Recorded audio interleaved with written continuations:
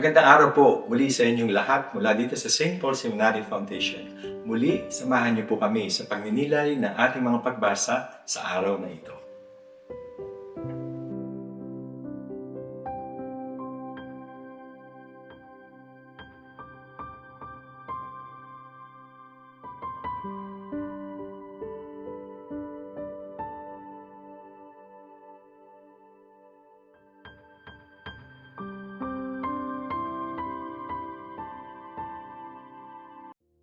Ang mabuting balita ng Panginoon ayon kay San Mateo. Noong panahong iyon, sinabi ni Jesus sa kanyang mga alagad, "Kung ibig ninumang sumunod sa akin, limutin niya ang ukol sa kanyang sarili, pasanin ang kanyang krus at sumunod sa akin. Ang naghahangad na maligtas ng kanyang buhay ay siyang mawawalan nito.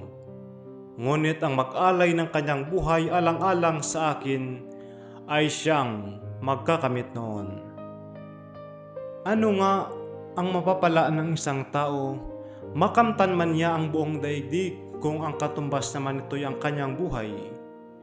Ano ang maibabayad ng tao para mabalik sa kanya ang kanyang buhay?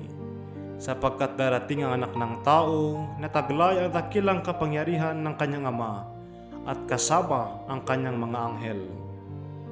Sa panahong iyo'y gagantihin niya ang bawat tao ayon sa kanyang ginawa. Sinasabi ko sa inyo, may ilan sa inyo rito na hindi mamamatay hanggat di nila nakikita ang anak ng tao na pumarito bilang hari. Ang mabuting balita ng Panginoon. Pagsasadiwa. Kung ibig ninumang sumunod sa akin, limutin niya ang ukol sa kanyang sarili, pasanin ang kanyang krus, at sumunod sa akin. Noong panahon ng mga Romano, ang mapako sa krus ay isang napakasakit at kahiyahiyang paraan ng kamatayan na hindi nila ipinapataw sa kanilang mga mamamayan. Sa paglalakad sa kalsada na pasan ito, waring inaamin ng kriminal ang nagawa niyang kasalanan at tinatanggap na tama ang mga Romano sa pagparusa sa kaniya. Subalit para kay Kristo, ang krus ay sagisag ng pinakarurok ng pagmamahal.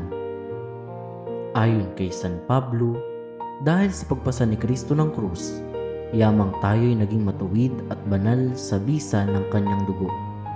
Mas tiyak tayong maliligtas sa paghatol sa pamamagitan niya. Sa pamamagitan ng krus, pinalaya tayo sa mga batas. Kinanselan niya ang listahan ng ating pagkakautang sa mga utos. Inalis niya ito at ipinako sa krus. May hatid na paghihirang din ang paghihirap ni Jesus sa krus na ipinahihiwatig naman ni Propeta Isaías. Nilapastangan nga siya dahil sa ating mga sala, dinaganan dahil sa ating mga kasalanan. Tiniis niya ang parusang hatid ay kapayapaan sa atin, at sa kanyang mga sugat tayo ay gumaling.